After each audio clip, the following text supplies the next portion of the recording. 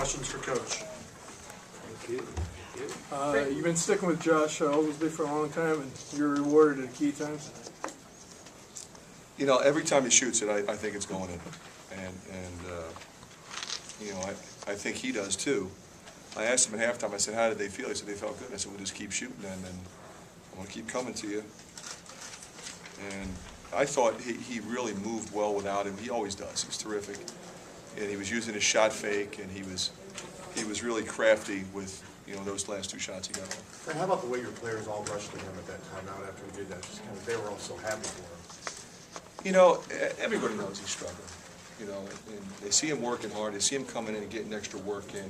They see what he does in practice. I mean, when I tell you he kills it in practice, he absolutely kills it. And it's just a matter of time. I mean, he's done it this year in games. He just hasn't done it as much as he would like or as we thought. But, you know, a lot of times when you have shooters, if they're not shooting well, you got to get them out. With Josh, he plays terrific defense. He's always in the right place. He knows different positions on the floor. He can feed the post. He doesn't turn the ball over. He's got size. So he can be out there and be effective. And even if he's not shooting, they chase him around all over the place, knowing that at any point in time he can do exactly what he just did. And that's a weapon. How much of the offense is designed to get him open looks when he's out there? Well, it really depends on what we're running. Sometimes we'll run something specifically for him. Sometimes we'll just run motion and try to free him up, you know, in the framework of everything else we're doing. He's got a real good sense of how to get open, how they're playing him. You know, he went through that in high school. You know, sometimes they're going to lock into his hip. They're going to play him on one side and try to take him to the other side. They'll play directly behind him. You know, they'll top block him and make him go under everything. I mean, he's seen it all. Sometimes they'll switch out on him, you know, and then we got to be able to hit the slip guy. But you know, we did that a couple times. Talk about the block shots, and you know, they had 3-guard lineup, and they would be attacking the basket. This block 12 of them really kind of seemed to change the tempo of the game. You know, I thought, you know, I thought John did a good job. You know, he was swinging the ball to the corner and driving from there. I mean, that's tough action to guard. Fortunately, we had Gabe back there tonight, and you know, he was sort of taking care of business for us. It looked like Marble had no hesitation to get Oglesby the ball in those situations, even though I think he missed his first 4 threes. Is there something you can amplify to that? No, I think it's an accurate assessment. You know, Dev's a very good point guard. He's going to load up our shooters. He's going to give it up on the break. He's going to feed the post. He's going to recognize switching. You know, we felt like Josh could get some shots in that situation. You know, when we had a lead, we wanted to run the clock and then shoot it towards the end of the clock, and we were successful doing that. I guess after the game, you seemed to have kind of an emotional moment there with Josh right before his interview, and I guess what did you say to him there, and what is you know Josh? I mean, he's a phenomenally likable person, and you know he's tried so hard to do what he did tonight all the time. It'd be different if he wasn't putting the time in, if he wasn't a great teammate. You know, that's why, you know, you saw me hugging him. The team really reacted to him, you know, at one time out. I think somebody else pointed that out. And I guess how important was it for him to have a night like this where, you know, I mean, he was struggling early on and then hits maybe the 2 biggest shots of the game? You know, I think that's the key, because he had some really good looks early. We were going to him early, and the one didn't look like it was going to go in, and the other 3 looked like they were going into me.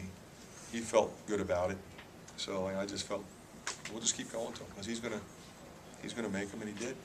Dev really did a good job of controlling the tempo on the offense. He was 10 for 10 from the free throw line, did a lot of rebounds, assists. Do you like the way he runs the offense and what he does? I do. I thought, you know, tonight in particular, he was especially good. He had a great tempo to his game, a real understanding of time and score, you know, in terms of engineering victory, getting us home. But I thought he played with great energy level. I played him 34 minutes. There was a stretch there in the second half where I wasn't real sure I wanted to take him out. But I felt like there was going to be a lot of pressure on him in the last 6 or 7 minutes, so I took him out for a couple minutes. And we were still able to maintain the lead. And he was strong for the finish. That was good. Defense was the story early on, and Illinois had been averaging 70 points a game, so that was a factor too. Well, the defense was spectacular early, you're right. I think they shot, what they shoot in the first half, 26%. A little disturbing that we hold them at 26%, we're up 3. Again, because we had a similar half that we had the other night at Indiana where we turned it over in the first half, which is very uncharacteristic of our team. But settled down in the second half and did what we needed to do. There were a couple of times where Indiana made a few runs, got to a one-possession game. What did you see in terms of the poise of your team to not get rattled at that point? And how does that show how much they've grown this year? Well, we didn't turn it over. We got good shots at the basket, and we were driving the ball. You know, you need to be in the bonus, and you need to get to the double bonus in that situation. You know, case in point, you know, Zach misses the front end, but makes the back end, gives us a 3-possession lead.